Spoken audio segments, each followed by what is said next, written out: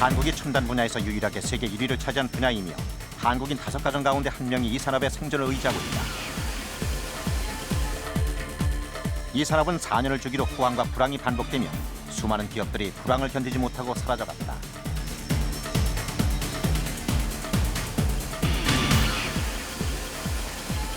과거 2번의 큰 불황이 있었고 지금 역사상 최악의 불황이 세계를 휩쓸고 있다.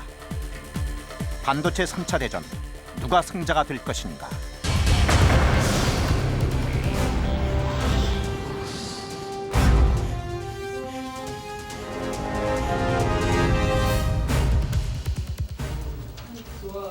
세계 반도체 산업은 지금 거대한 지각 변동을 예고하고 있다. 지난 3일 오전 11시 하이닉스와 마이크론의 전략 제휴 협상이 전격적으로 발표됐다.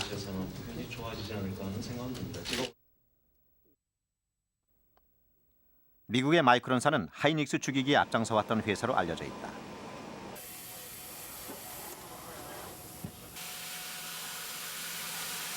제품도 하이닉스와 비슷한 범용 D램을 주로 생산해왔고 반도체 메모리 2위 자리를 놓고 하이닉스와 치열한 시장 확보 경쟁을 벌여왔었다. 그러던 두 회사가 제휴 협상을 시작한 것이다. 어제의 적이 오늘은 친구가 되기 위해 손을 잡고 있다. 세계 반도체 시장에는 어떤 파장을 몰고 올 것인가? It might be just some sort of joint venture, some sort of business relationship. It could end up in an outright merger. It's way too early to tell. These kind of talks happen all the time, and a lot of times result in nothing. So it's way too early to guess at what might come of these talks. 하이닉스는 심각한 자금난, 엎친 데 덮친 격으로 반도체 경기의 극심한 불황으로 위기에 직면해 있다. 시장에 지금 이 지나친 이 과당 경쟁 문제, 여러 가지 이제 복합적인 이슈가 있으니까 결국은 D램 산업이 재편되지 않고는 근본적인 회생이 쉽지 않겠냐 하는 그런 시각에서 접근하는 것 같습니다. 반도체 회사들은 만들면 만들수록 손해를 보는 상황에서 만약 두 회사가 제휴한다면 시장 지배력을 키울 수 있다. Supply of DRAMs would be decreased for the business, and that would help out the overall DRAM business by cutting down some of the supply, and it would help Micron a great deal. They would probably be vaulted to the number one DRAM maker. 위기를 겪고 있는 것은 일본의 반도체 업체들도 마찬가지다.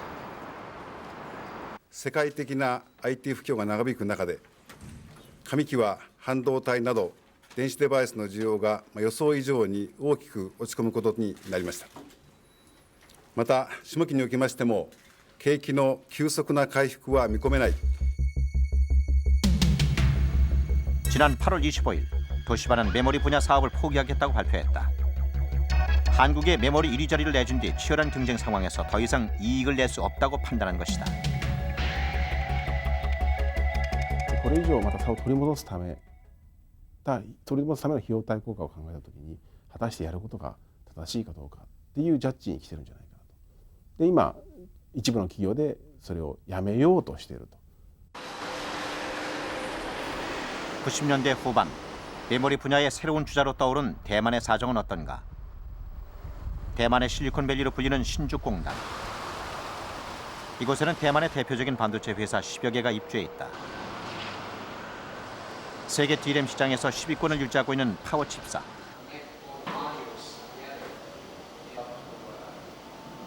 현재 이 회사는 감산, 직원들의 장기 휴가, 다른 제품으로의 전환을 모색하고 있다.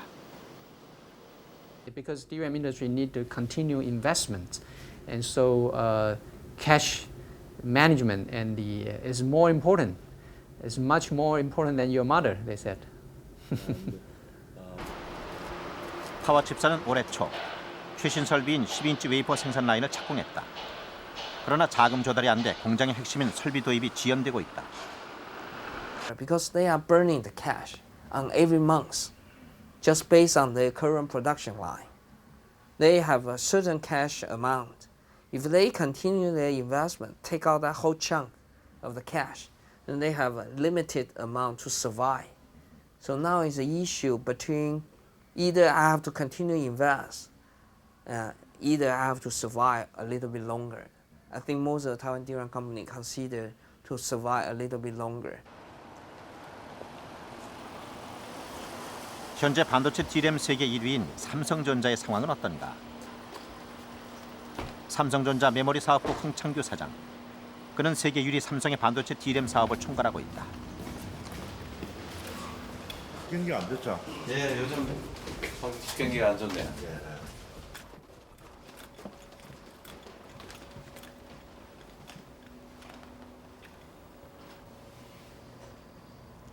반도체 가격이 바닥을 치는 상황에서 그의 하루 일과는 그날 국제 시세를 확인하는 것으로 시작된다.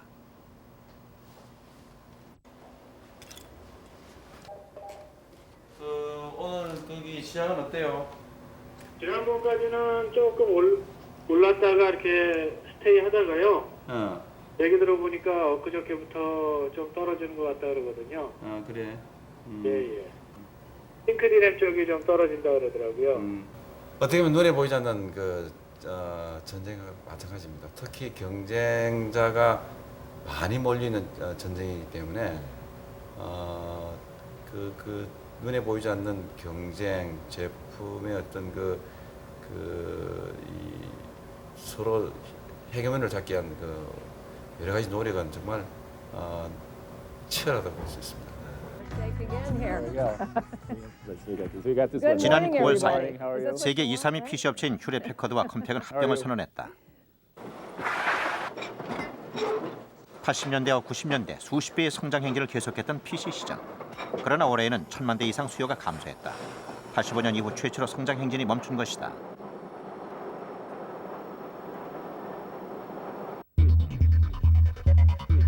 D램 가격은 바닥을 모르고 추락하고 있다.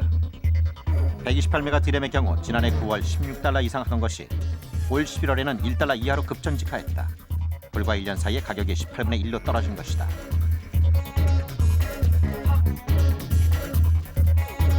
이에 따라 올해 세계 D램 시장 규모는 지난해에 비해 절반 이하로 줄어들었다.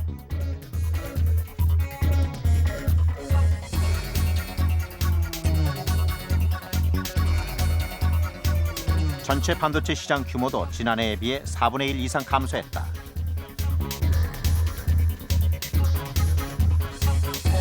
The slump of the semiconductor business is basically driven by the collapse in demand following the collapse of the IT bubble that we had in 1999 and 2000.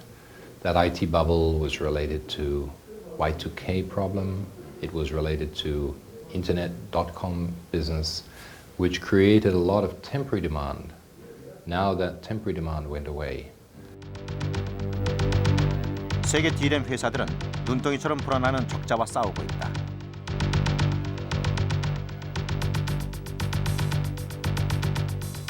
일부 업체들은 적자 규모를 숨기기에 골몰하고 있다.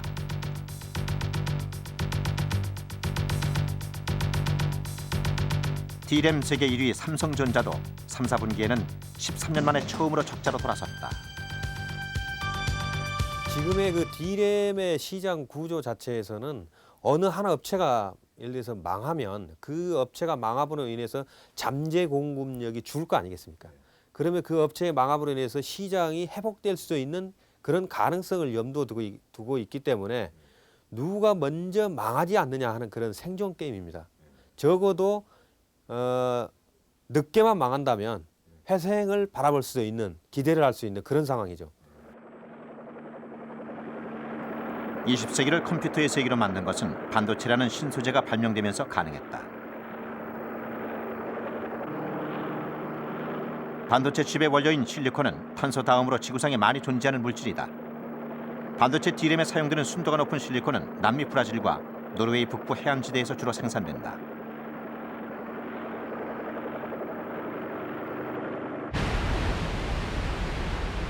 금속 실리콘의 원료는 형석 원석이다. 대형 화로 안에 형석과 석탄 그리고 생나무 조각을 넣고 태우면 나무 조각에서 나오는 가스가 이산화 실리콘의 산소를 빼앗아 금속 실리콘을 분리해내는 것이다.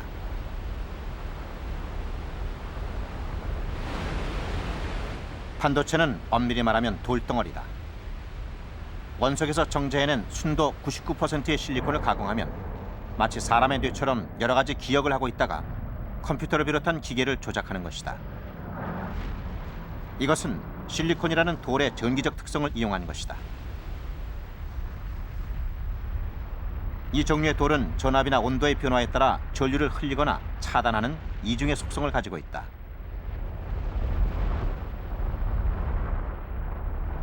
이런 성질 때문에 반도체라고 하는 것이다.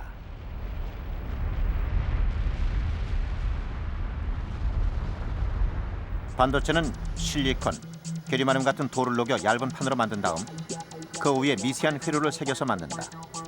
이 회로에는 수천만 개의 기억 공간이 자리 잡고 있다.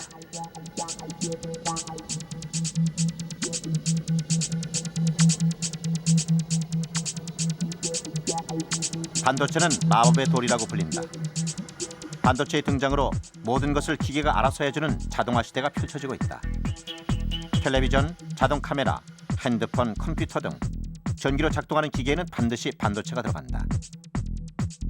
그리고 더욱 편리한 기능의 전자제품이 발명될수록 반도체는 점점 더 그 쓰임이 커진다.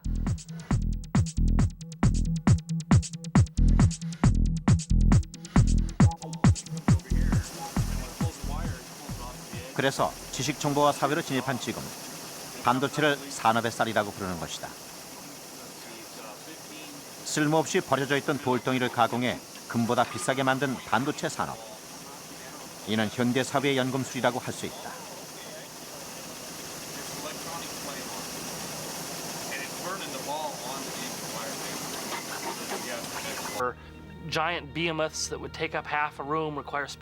반도체가 세상에 처음 나온 것은 1947년. 미국 베일 연구소에서 근무하던 3명의 과학자가 반도체의 일종인 트랜지스터를 개발하는 데 성공하면서부터다. 초기의 트랜지스터는 진공관의 기능을 대체하는 수준이었다. 그러나 그 후 몇 개의 트랜지스터를 한 개의 기판에 모아놓는 집적 회로가 개발되면서 컴퓨터를 비롯한 전자제품의 크기, 무게가 작아졌고 여러 가지 기능을 동시에 수행할 수 있게 됐다.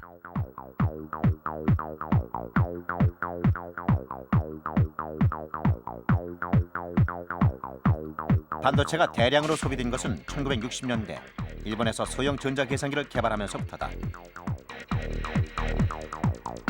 일본은 전자계산기 등 소형의 전자제품을 히트시키면서 세계적인 전자강국으로 부상할 수 있었다.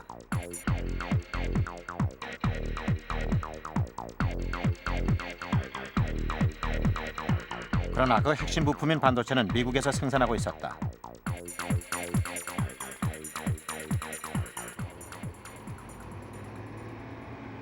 텍사스 인스트루먼트사는 1958년 세계 최초로 반도체 집적 회로를 개발했고 70년대 최대의 반도체 생산업체였다.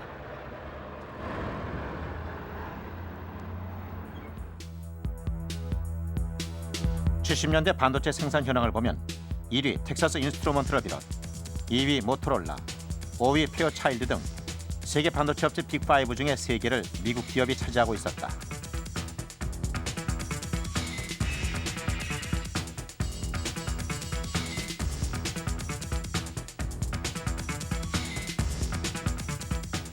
반도체 산업에 혁명적인 변화를 가져온 계기는 81년 IBM사의 개인용 컴퓨터 개발이었다. 83년 미국의 시사 잡지 타임은 PC를 올해의 기계로 선정하기도 했다. PC 산업은 지난 20년 동안 어마어마한 성장을 계속했다. 연간 생산 대수는 지난 20년간 80배 이상 증가했고 지난해에는 1억 3천만 대 이상의 PC가 팔려나갔다.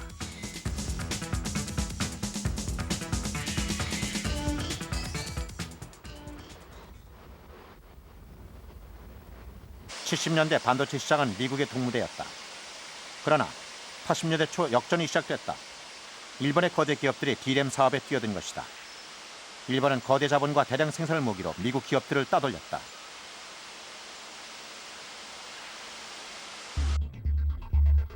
호황을 누리던 D램 시장은 85년 불황의 늪으로 빠져들었다. 84년 $30가 넘던 256K D램 가격은 이듬해 겨울 $2로 곤두박질 쳤다. 1년 사이에 10분의 1 이하로 떨어진 것이다.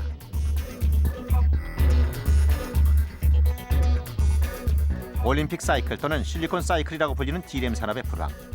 미국의 D램 업체들이 하나둘 무너지기 시작했다. 세계 최초로 1K D램을 개발했던 인텔도 85년 D램 사업에서 손을 뗐다. アメリカの半導体の企業が当時まだ半導体専業のベンチャー出身の企業が多くて、資本投下の競争にだんだん日本企業の大規模なエレクトロニクスメーカーの中の半導体事業部という日本企業のその戦略に対抗できなかった。 이를 계기로 일본은 반도체 종주국 미국을 누르고 세계 1위에 올라섰다. 85년 일본은 NEC를 비롯 3개 기업이 세계 빅5에 진입했다. 반도체 1차 대전이라고 불리는 85년의 불황은 일본에게 승리를 안겨줬다.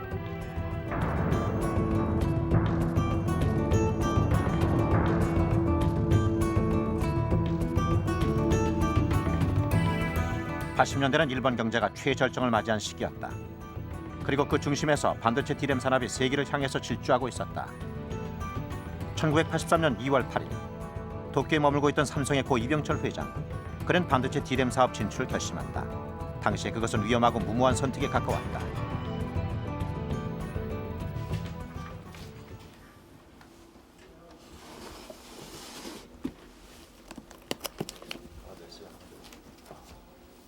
당시 개발실장이었던 이윤우 사장. D램 사업 진출의 산파 역할을 했던 이 사장은 그 당시 상황을 꼼꼼히 기록해두고 있었다. 이것이 83년 3월부터 9월달까지 기록한 내용이 되겠습니다. 대원칙을 정하라 했습니다. 대원칙은 뭐냐 하면은 반도체는 삼성보다도 국가적 차원에서 하는 것이다. 도시바, NEC, 히다치 등도 국가적 차원에서 하는 것을 보고 깜짝 놀랐다. 일본이 그러한데 우리나라도 첨단 기술 없이는 국가 발전이 어렵다. 이미 목표를 세워서 희생이 있더라도 국가와 삼성을 위해서 추진할 것을 강조한다. 반도체도 그 당시에는 이제 우리가 구청 공장에서 트란지스타 정도밖에 못 만들었습니다. 그러니까 트란지스타라는 것은 아주 이제 그 레벨이 낮은 거죠. 근데 그때 VLSI 사업을 하겠다. 처음에 그 선대 회장이 말씀하셨습니다.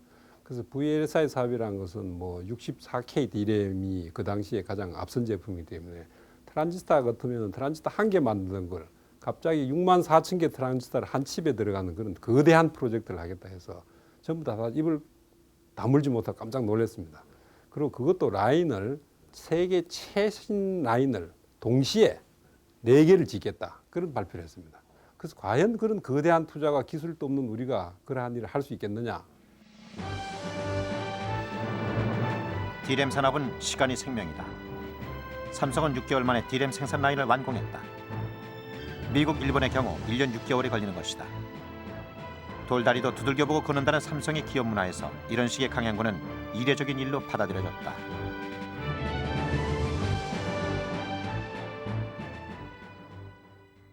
그래서 기술이 워낙 어렵다는 걸 또 잘 알기 때문에 그때 일본 NEC에 찾아갔습니다. 그래서 우리가 이런 반도체 사업을 VLSI 사업을 하려고 그러는데 기술을 좀 달라 하고 요청을 했습니다.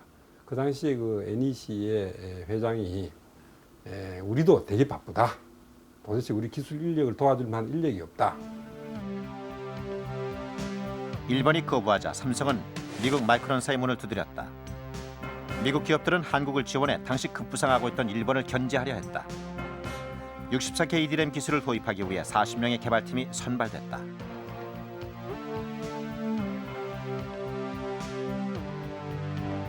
우리가 64K D램을 지금부터 만들어야 된다.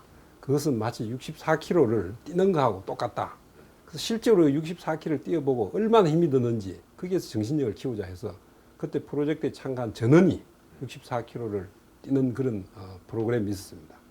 그래서 그걸 뛰고 걷고 하는 과정에서 여러 사람이 쓰러지면 동료들이 쓰러진 사람을 메고 끝까지 밤늦게까지 뛰어서 결국은 64km 전원이 다 완수를 했습니다. 그 후로 그것 때문에 뭐 좀 아프고 병이 난 사람도 있었습니다만 결과적으로 그러한 활동이 저는 팀워크와 정신력을 높이는 데 아주 중요한 역할을 했다고 생각됩니다. 반도체는 신조라는 게 있습니다. 그 10가지로 된 건데 안 된다는 생각을 버려라. 큰 목표를 가져라. 일에 착수하면 물건으로 줘라. 이게 10가지가 쭉 있습니다. 그래서 맨 마지막에 가면 철저하게 습득하고 지시하고 행동하라. 이렇게 해서 10가지 되는데 그걸 외워야지만 저 길거리에서 행군하는 과정에서 용인 그 장터였던 걸로 기억이 나는데 용인 장터에서 그걸 외워야지만 식권을 줬습니다. 식권. 여직원들도 혹독한 극기 훈련을 받았다. 반도체 공장은 담배 연기 100분의 1도 허용치 않는 먼지 없는 공장이다. 여기서 근무하려면 화장도 할 수 없는 등 각별한 정신 무장이 필요했던 것이다.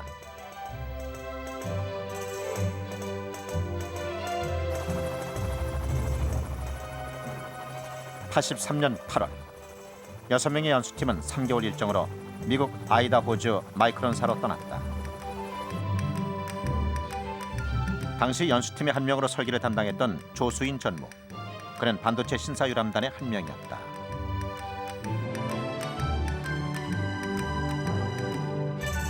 저희가 이제 6명이 이제 처음 선발이 돼 갖고서 갔었습니다만 그 첫날은 진짜 문 앞에서 쫓겨났습니다. 뭐 이렇게까지 올 줄은 몰랐다라는 식이었고 그대로 숙소로 돌아올 수밖에 없었습니다. 그래서 두 번째 날에부터 뭐 한두 명씩 들어가기 시작했는데 그것도 시간대를 정해서 들어갔고 그나마 저는 설계를 뭐 책임지고 있었습니다만 설계 부서에는 제가 구경도 못했습니다. 참 새로운 심했겠네요.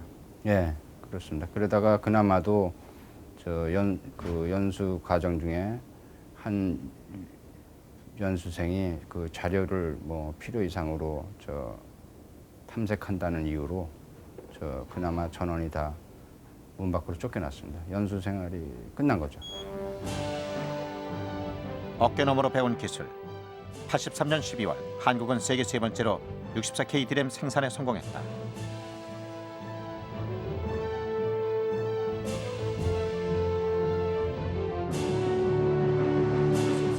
디램의 개발은 우리나라 반도체 산업에 일대 혁명을 가져온 획기적인 쾌거로서 지금까지 우리나라의 반도체 산업이 프로펠러 비행기 시대였다면 이제 초음속 제트기 시대를 맞았다고 해도 결코 지나친 표현은 아닐 것입니다. 64, 256K 디램을 기술 도입을 통해 생산하던 삼성은 1메가 디램부터는 자체 기술로 개발한다는 전략을 세웠다. 이는 현재 디램 세계 1위를 가능케 한 중요한 전환점이었다. 이 반도체 기술이라는 것은 특히 메모리 기술이라는 것은 세대가 있습니다. 64K가 있으면 그다음 256K가 있고 그다음 256K 다음엔 1메가 있고 또 4메가 있고 세대로 넘어가야 됩니다. 각 세대마다 그것을 독자적으로 개발하지 않고 그때마다 기술을 도입한다면 이 사업은 영원히 투자만 많이 하고 이 업계에서 종속되는 사업이 되겠습니다. 그래서 어떻게 하든지 간에 자기 스스로 개발하는 개발력이 없으면은 이 D램 사업에서는 결국은 아무리 초기에 한두 제품 나오더라도 실패다. 이런 것이 절대절명한 저희들이 과제였습니다. 그래서 기술을 주는 사람도 없고 또 앞으로 업의 특성상 반드시 독자적으로 개발해야 되기 때문에 저희들이 어렵지만은 독자 개발의 길을 걷게 되었습니다. 삼성은 독자 기술 개발을 위해 해외 유학파들을 영입하기 시작했다. 미국 MIT, 스탠포드 등에서 박사학위를 받고 IBM, 휴렛패커드 등 세계적인 기업에서 일하고 있던 진대재, 황창규 같은 첨단 지식을 가진 인재들이 영입됐다.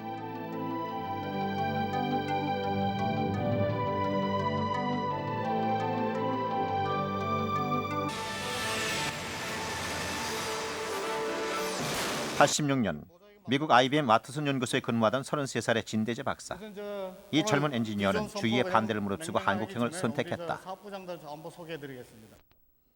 이제 우리 은사님을 찾아갔어요. 더튼 교수님을 찾아가서 IBM 그만두고 삼성 왔다 했더니 그 교수님이 깜짝 놀라면서 이제 캘리포니아에 있는 학생들이 동부로 잘 안 갑니다. 그 날씨가 춥고 그래서. 근데 뭐 그 제자 하나 IBM에다 잘 박아놨다고 생각했는데 이게 또 도망쳐갖고 보니까 깜짝 놀란 거죠. 그리고 삼성을 왔다고 삼성이 왔다 그랬더니 상당히 좀 실망했죠. 그러면서 그 뭐 하려고 왔냐? 그래서 내가 그때 이제 뭐라고 그런 거니 영어로 얘기를 하면 I'm going to swallow Japan. 그런데 그게 우리말로 번역을 하면 일본을 삼켜버리겠다. 그런 얘기를 했습니다. 그랬더니 그때 선생님이 뭐 you must be kidding. 너 참 웃기는구나. 되지도 않은 소리 하는구나. 진대재 박사는 16메가 디램의 독자 개발 팀장을 맡았다. 당시 그의 목표는 일본을 따라잡는 거였다. 그리고 91년 독자 개발에 성공했다. 혹시 안 되면 그러니까 수십 번을 해봤어요. 그 짓을. 정말 되냐? 그래갖고 확실히 생각해 된다 이제. 그래갖고 이제 나왔어요. 나와갖고 그 우리 5층 건물인데 사무실이 이제 4층에 있어요. 4층에 가서 그때 뭐 일요일이라도 뭐 그게 나와 있고 그러니까 사람들이 뭐 쫙 다 나와있어요. 야 나왔다. 그 분위기 어떻겠어요? 기술자들 뭐 다 일어서는 거지 뭐. 건물이 발굴르게 나왔다. 우리 그 5급 사원은 주로 5층에 있었어요. 5층에 가서 뭐 이게 동작하는 거 나왔다. 뭐 그 공장은 이제 밑에 있거든요. 밑에 1층인데 그 아가씨들이 뭐 다 울고 뭐.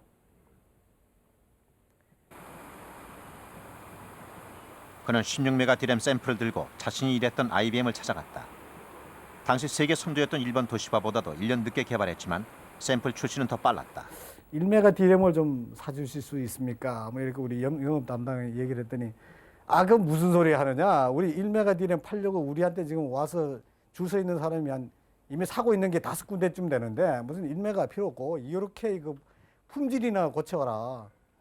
그 다음에 이제 그때 이제 4메가 우리 이제 또 IBM에 팔아보려고 4메가 디램도 좀 얘기를 했더니 얘기도 하지 말라고. 그래갖고 이제 다들 이제 풀이 아주 죽어 있었습니다. 그래서 이제 마지막에 이제 저 차례가 됐는데 저도 아주 이제 주눅이 들어가지고 이거 뭐 그러면서 이제 마지막으로 우리 16메가 디램 샘플이 동작하는 게 있어갖고 몇 개 가져왔다고 그랬더니 사실 그때 이 IBM의 그 구매 담당 그 양반이요 조금 졸았어요. 우리 얘기하는 게 하도 좀 재미가 없으니까 약간 조는 데서 속으로 저 나쁜 놈이 졸기도 한다. 근데 이제 샘플을 이렇게 주니까는 그 친구가 뭐라 그런 거니 뭐 영어로 리얼리 그럽니다. 리얼리가 정말로 16메가 다 동작하는 걸 가져왔다 그러니까 정말로 그러니까 리얼리 이렇게 물어보다 그래서 저 사람이 이제는 뭐 우리가 무슨 말을 해도 믿질 않는구나 이렇게 속으로 생각하는데 당시 자신들이 도시바보다 샘플 출시가 빨랐다는 사실을 몰랐던 진대재 사장은 다음 날 신문 기사를 보고 그 사실을 알았다. 미국의 신문은 삼성이 쿠데타를 일으켰다고 보도했다.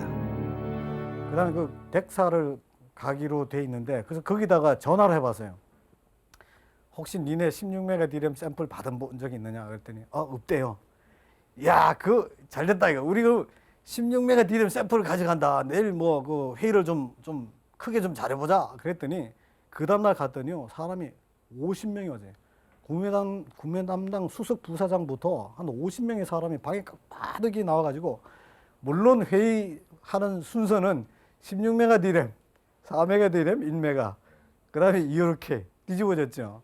그러니까 16메가 디램은 이제 제가 먼저 뭐 발표를 했습니다. 그랬더니 그거 칩 구경 한번 하는데 $10 내겠다.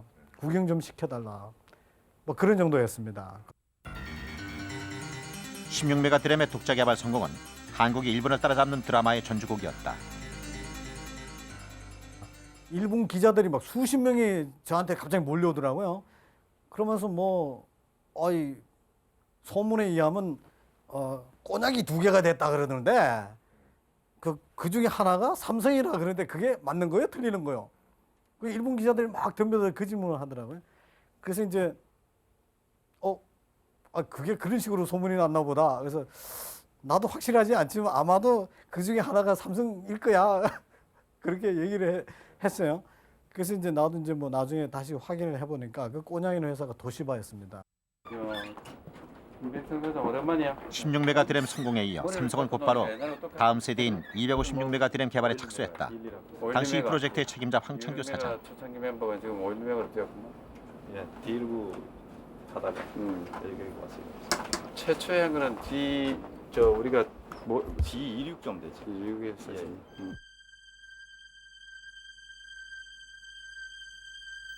당시의 256메가 디램은 손톱만한 크기의 칩에 신문 2000페이지 분량의 정보를 저장할 수 있는 최첨단 소재로 컴퓨터 및 고성능 워크스테이션의 주 기억 장치에 반드시 필요한 것이었다. 256메가 D램은 당시 아무도 개발한 적이 없었다.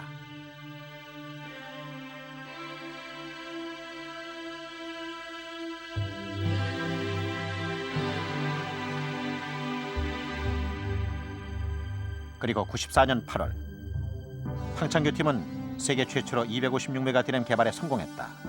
256메가를 개발할 때 타겟 국가가 벌써 일본이 반도체의 전 세계 영향력을 가져와 있을 때이기 때문에 일본을 타겟을 했습니다.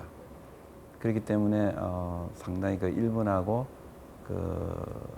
표신하지 않게 여러 가지 기술 회의를 진행을 해왔고 또 그거를 목표로 삼면서 저희들이 기술 개발을 했기 때문에 연구원들이 그런 정신 보장이 되어 있었던 것 같습니다. 근데 우연의 일치라고 하기에는 좀 너무나 우연인데 기술 개발을 발표하는 날이 바로 저희 주권이 뺏기던 9.7일 날 8월 29일 날 저희들이 일본을 이 반도체의 첨단 기술로 다시 한번 눌렀다는 데서 엔지니어들이 굉장히 반가워했던 것 같습니다. 황창규 사장이 이끌었던 당시 256메가 D램 개발팀은 70여 명의 젊은 사원으로 구성됐다. 그들은 기술도 기술이지만 일본을 이기겠다는 의욕과 패기가 주요했다고 말한다. 256메가 같은 경우는 뭐 한 패턴 테스트 할 때 뭐 1분, 2분 뭐 이렇게 걸렸었어요. 그 당시에는. 그러다 보니까 그거 하나 테스트하는데 뭐 가슴이 조마조마하죠. 이게 이제 죽으면은 거기서 페일이 한 빛이라도 죽으면은 그건 뭐 제품으로서 가치가 없는 거니까 그런 부분들을 보고 있으면서 한 1, 2분이 한 10분, 20분으로 느껴지는 거죠. 그래서 그런 부분들은 참 가슴이 조마조마하면서도 넘어갈 때마다 패턴이 뭐 한 20개, 30개 있는데 넘어갈 때마다 그냥 뭐 가슴이 올라가다 내려가다 뭐 그랬었어요. 256메가 D램의 세계 최초 개발로 한국은 D램 개발에서 일본에 역전했다. 256메가는 엄지손톱만한 크기의 칩에 2억 5,600만 개의 트랜지스터를 집어넣는 첨단 기술이다. 한글 1,600만 자, 신문 2,285페이지의 정보를 저장할 수 있다.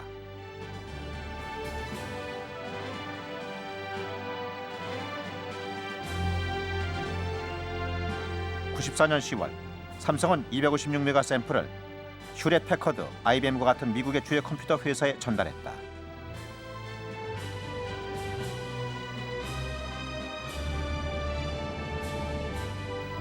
컴퓨터 업계의 세계의 지배력을 가장 크게 갖고 있었던 IBM에 전달할 때는 그 단계보다 좀 더 앞선 칩을 전달을 했었는데 아시다시피 IBM도 실제로 자체 내에 256메가를 만드는 팀이 있습니다. 그래서 어떻게 보면은 동반자이면서도 경쟁자의 성격이기 때문에 그 칩을 전달하는 순간에 IBM에 개발하는 그 담당자도 있었고 또 그 칩을 평가해주는 담당자가 같이 있었는데 상당히 믿기가 힘든 그런 표정으로 처음에 대화를 시작을 했습니다만은 저희들이 몇 시간에 걸쳐서 그 결과 그리고 제품의 성능, 특성을 자세하게 설명한 이후에 그리고 나서 며칠 뒤에 IBM 시스템에다가 저희 칩을 완벽하게 동작을 한 이후에는 상당히 감탄의 편지를 정말 삼성전자의 신제품들이 세상에서 동작을 하는구나. 256메가가 탄생을 해서 새로운 시대를 만들어 가는구나 하는 식의 굉장히 그 감탄의 그 편지를 보낸 적이 있었습니다. 256메가 D램의 독자 개발은 특히 일본에겐 큰 충격으로 받아들여졌다. 이제 일본은 메모리 D램 분야에서만큼은 한국의 기술이 자신들보다 앞섰다는 것을 인정하기 시작했다.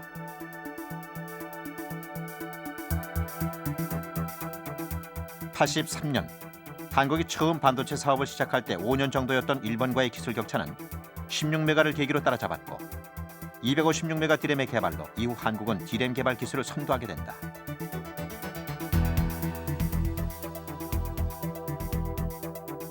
그리고 96년 10월 삼성은 1기가 D램 개발에 성공한다.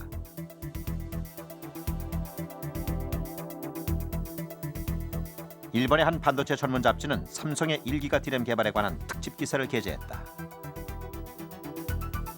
とにかく綺麗だ。我々ではここまで作れない。 한국말로 말하면 여하튼 아름답다. 우리로서는 그렇게까지 만들 수 없다라고 적고 있습니다. 풍문했었습니다. 우리가 만든 기술이 기술을 아는 또는 우리의 경쟁자인 일본 전문가조차도 이렇게까지 높게 평가하고 있다는 사실에 대해서 정말로 깊은 자부심을 느꼈었습니다. 반도체 산업은 외발 자전거 달리기에 비유된다.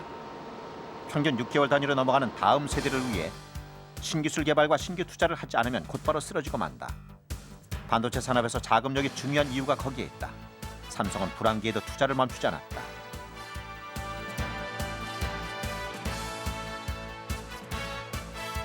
91년도에 반도체 경기가 상당히 나빴습니다.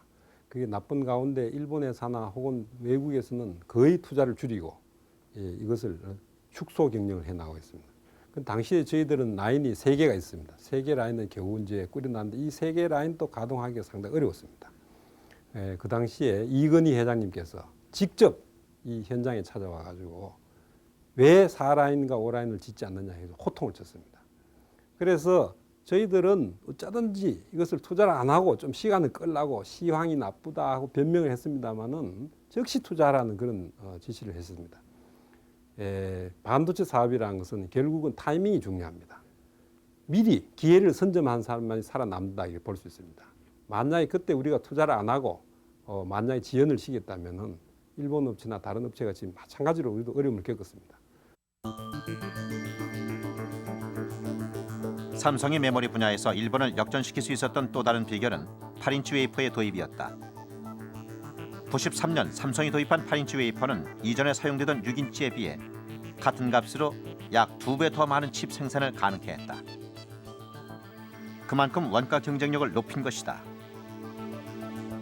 삼성은 8인치의 양산을 스타트를 했고 일본은 그런 면에 대해서 투자라든지 기술적인 면에 굉장히 회의적으로 시각을 좀 가지고 있었고 대신 삼성이 그러한 리스크를 통해서 남들이 일본이 안 된다고 하는 기술을 우리가 약 18인치의 양산 기술을 만들어냈고 또 그를 통해서 일본과의 그 제품 원가에서 원가 경쟁에서 이길 수가 있었고 또 그 계기를 통해서 일본이 80년대에 갖고 있던 D램 업체의 선두를 삼성이 가져올 수 있는 그런 계기가 됐다고 생각합니다.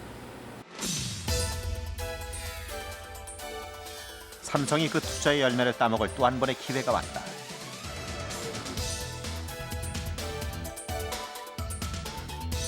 (90년대) 초 인터넷 시대, 멀티미디어 PC 시대가 열린 것이다.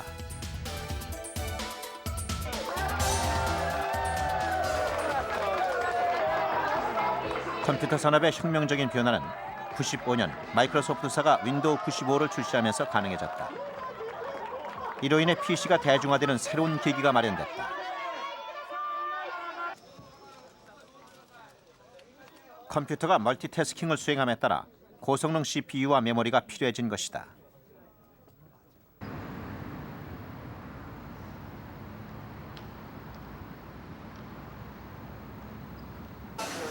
PC의 고성능화로 가장 이익을 본 기업은 미국의 인텔이었다. 인텔은 컴퓨터의 두뇌에 해당하는 CPU를 전문적으로 생산하는 기업이었다.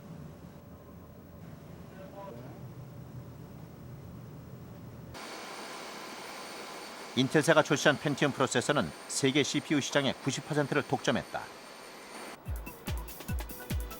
또한 윈도우 95는 기존에 사용되던 메모리보다 4배 이상 높은 성능의 메모리가 요구됐다. 그 수혜를 입은 것은 한국 업체들이었다. 95년 한국의 반도체 산업은 단군 이래 최대의 호황을 누렸다. 삼성은 4조 원 이상의 흑자를 기록했고 후발주자였던 현대전자, LG반도체도 막대한 이익을 올렸다.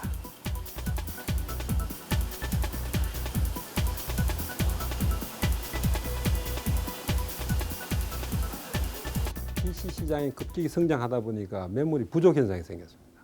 그래서 값은 계속 오르고 값이 문제가 아니고 이것은 물건을 어떻게 구하느냐 하는 것이 가장 큰 문제였습니다. 가령 메모리를 007 가방에 하나만 들고 가더라도 수백만 불어치 값어치가 되는 그런 거였습니다.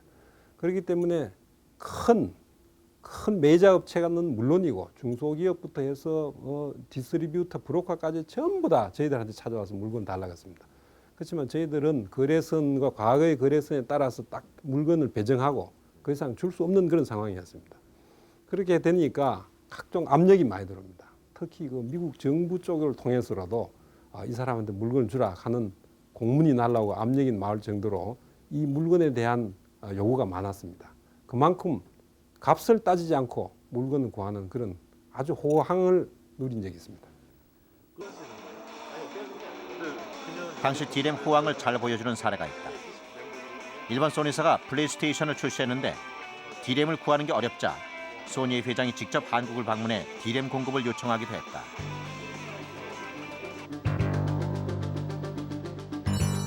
(1993년) 삼성전자는 반도체 사업을 시작한 지 10년 만에 그동안 세계 시장을 지배해왔던 일본 업체들을 누르고 메모리 1위 업체로 부상했다. 첨단 분야에서 한국이 처음으로 세계 1위를 차지하는 순간이었다.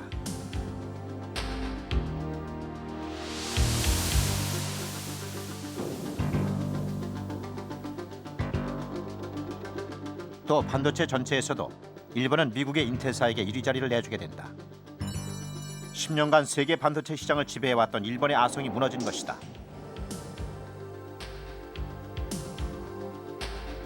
삼성도 세계 빅7에 진입했다. 이것이 반도체 2차 대전의 결과였다.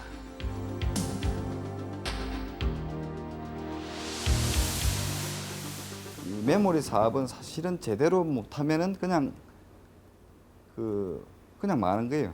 그러니까 이 보통 다른 사업처럼 뭐 이렇게 좀 못해도 어디 딴 데 가서 조금씩 팔고 이런 게 아니고 아예 제대로 못 만들면은 그냥 하나도 못 팔고 제대로 만들면은 또 세계적으로 세계 시장으로 나가야 되고 그러니까 진짜 죽기 위하며 살기로 달아붙지 않으면은 성공할 수 없는 사업이죠. 그런 위기감하고 어떤 애국심, 젊은 사람들의 정열 이런 게 합쳐져 가지고 아마 그런 남다른 결과가 나오지 않았나 생각합니다.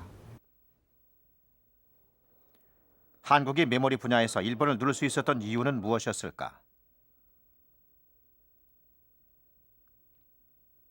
이타미 히로유키 교수는 10여 년간에 벌어진 한국과 일본의 반도체 전쟁을 지켜봐왔고 이를 연구해 책을 내기도 했다.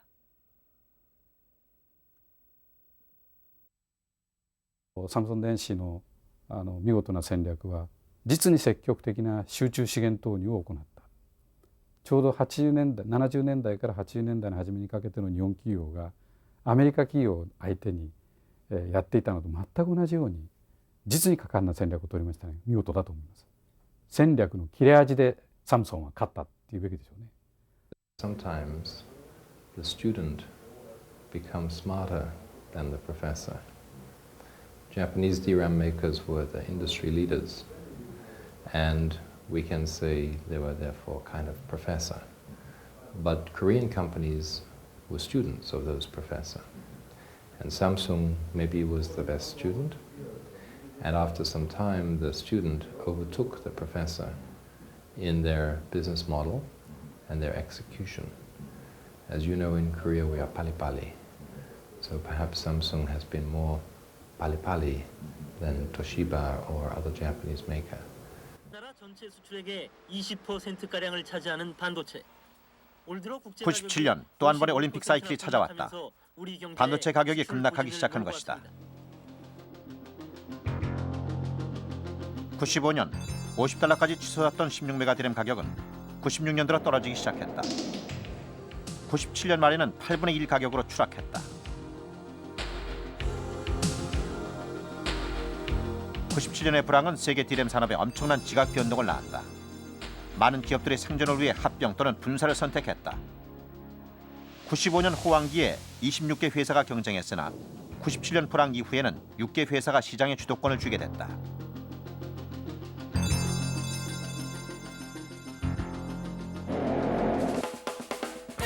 Really across the full spectrum. and what business on with them and being responsive in terms of 97년의 불황을 거친 반도체 업계는 99년과 2000년 또 한 번의 호황을 누리게 된다. computing in a uniform way. Desks, they're for pockets and dashboards. 이른바 밀레니엄 특수. Y2K 문제로 인한 PC 특수와 통신 등 다른 분야로 반도체 수요가 확산됐기 때문이다. 삼성은 밀레니엄 특수의 가장 큰 수혜자가 됐다.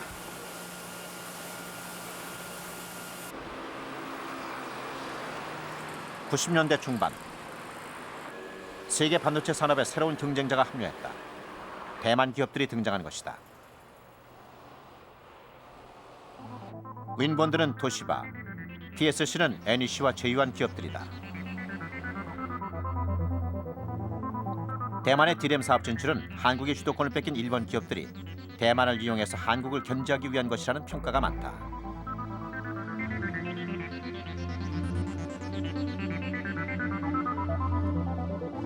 DRAM technology development is expensive, and so with the two companies together, we can share the cost, and Mitsubishi can continue to develop technologies with their financial resources and engineering power. Meanwhile, PowerChip can dedicate more engineering resources on the manufacturing and expanding our capacity. 그러나 지난해 가을부터 시작된 극심한 경기 침체로 인해 대만 기업들은 거의 신규 투자를 하지 못하고 있는 실정이다. 이런 사정은 주요 메이저 기업들이 모두 겪고 있는 문제다.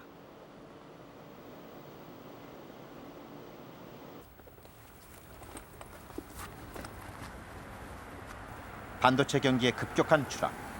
하이닉스는 메이저 기업들 가운데 가장 큰 타격을 입고 있다. 사진하고 다 찍겠다고 기분이 싫을까?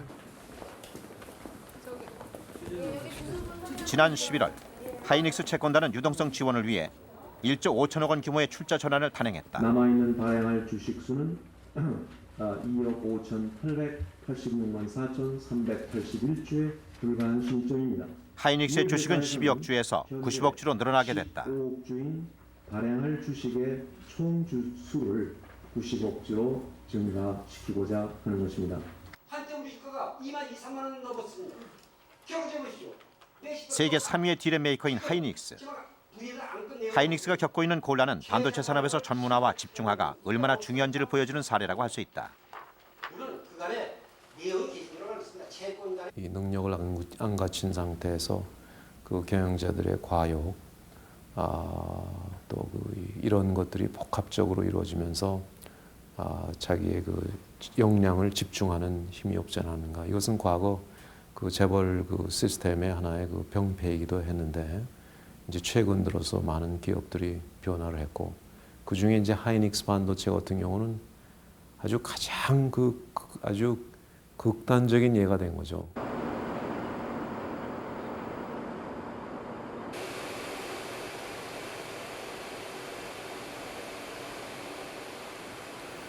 전문가들은 지금과 같은 불황이 계속된다면 하이닉스는 6개월 이상을 버티기 힘들 것이라는 전망을 내놓고 있다. 출자 전환, 해외에서의 GDR 발행 등을 통해 자금 사정을 개선하고 있기는 하다. 그러나 문제는 하이닉스는 지난 3년간 최소 2조 5천억 원 정도가 필요한 신규 투자를 전혀 하지 못했다는 점이다. 이로 인해 하이닉스는 1위 기업과 기술 격차가 1년 이상 벌어졌다는 것이다.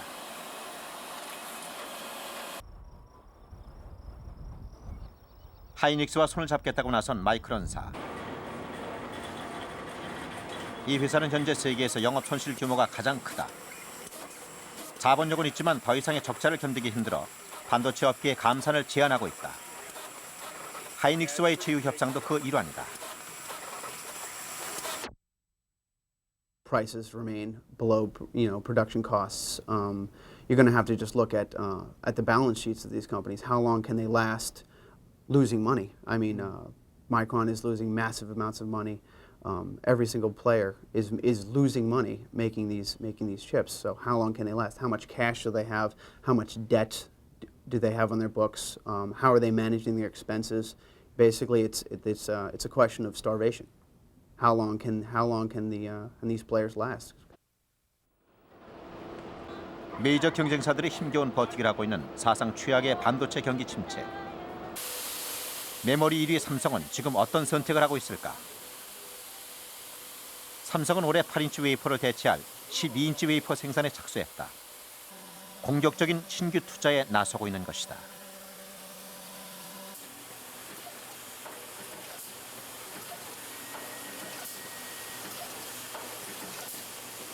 시장이 어려울 때는 원가 경쟁력, 제품 경쟁력으로 항상 준비를 해놓은 상태에서 다시 시장이 돌아오면은 적극적으로 그 시장에서의 그 힘이 전보다 더 강해지는 그러한 것이 일종의 IT의 사이클 또는 PC의 사이클 또는 반도체 사이클이라고 그렇게 일컫고 있습니다.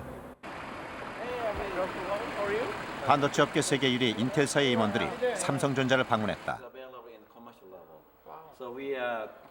인텔은 PC 산업의 기술을 선도하고 있다. 삼성은 거기에 많은 고성능 PC에 필요한 메모리 제품을 공급하고 있다.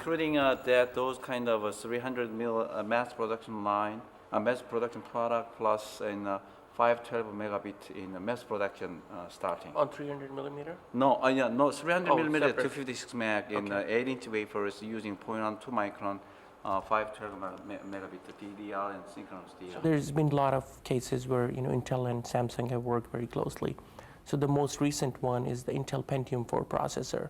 So Intel recently started about 9 months ago ramping Pentium 4 processor. And Samsung, which contributes memory for that platform, RDRAM, since the initial ramp, contributed successfully to the ramp. 삼성은 델 컴퓨터, 휴렛 패커드, 애플 등 세계 메이저 컴퓨터 업체들과 전략적 제휴를 맺고 있다. 델 컴퓨터와는 불황이 끝나고 다시 호황이 왔을 때를 대비 다음 세대 고성능 PC를 위한 전략을 함께 추진하고 있다. 저희들하고 거래하고 있는 두 개 업체가 특히 512메가에 대한 관심이 많았습니다. 왜냐하면 최근에 메모리 가격의 하락도 영향이 있겠습니다만은 윈도우 XP 등 PC에서 고성능 메모리를 채용하는 경향이 많습니다. 따라서 1GB 이러한 것을 겨냥한 그런 신제품에는 관심이 아주 많았습니다. 삼성이 취하고 있는 또 하나의 전략은 고부가 가치 전략. 이를 통해 시장 점유율을 높이는 전략이다. 일본의 한 가전업체는 신제품 카메라에 삼성에서 개발한 D메모리 LSI 칩을 채택했다. このタイプがですね、VHS のデッキと互換性があるですね、ビデオカメラです。今回サムソンさんのですね、非常にハイテクノロジーの LSI のチップ、これはビデオの処理の部分とカメラの処理の部分がたった1個のですね LSI でできている、そういう LSI がこの中に入っています。 삼성은 지금 반도체 비메모리 분야에서 세계 30위 정도를 차지하고 있는데 향후 10위권에 진입하겠다는 전략이다.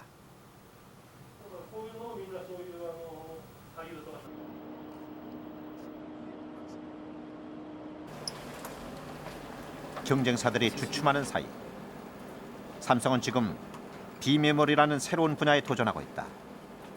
이를 통해 현재 4위에서 2005년에는 반도체 전체 2위를 목표로 하고 있다.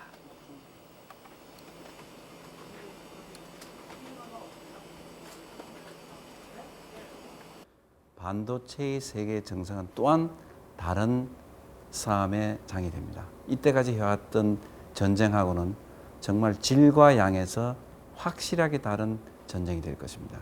그래서 최근에 반도체 메모리 부분에서 우리가 경쟁력 있는 걸로 통해서 흔히들 반도체는 이제 다 완숙해 들은 것이 아닌가 이렇게 생각을 하시는 분들이 많이 있습니다만은 저는 인재 전쟁 선포를 했고 전쟁은 지금부터 시작을 한다 이렇게 생각합니다. 사상 최악의 반도체 경기 악화. 전문가들은 내년 하반기에나 다시 경기가 회복될 것이라는 전망을 내놓고 있다. 또 한 번의 반도체 전쟁이 시작된 지금 과연 누가 최후의 승자가 될 것인가? In terms of winners, maybe only one is visible in the short term. In terms of losers, I think there are many. and it will be difficult for Hynix not to be one of them.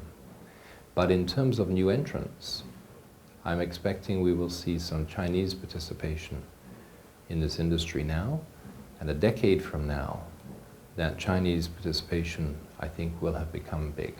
They will either be number 2 or number 1.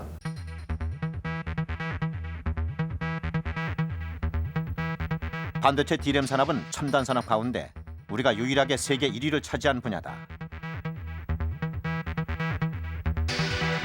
지난 20여 년간 우리 반도체 역사, 그것은 세계 제1을 향한 선택과 집중, CEO의 리더십과 기술력, 비전과 열정을 가진 사람들이 만들어낸 신화였다. 그리고 두 차례의 반도체 전쟁에서 살아남은 결과였다.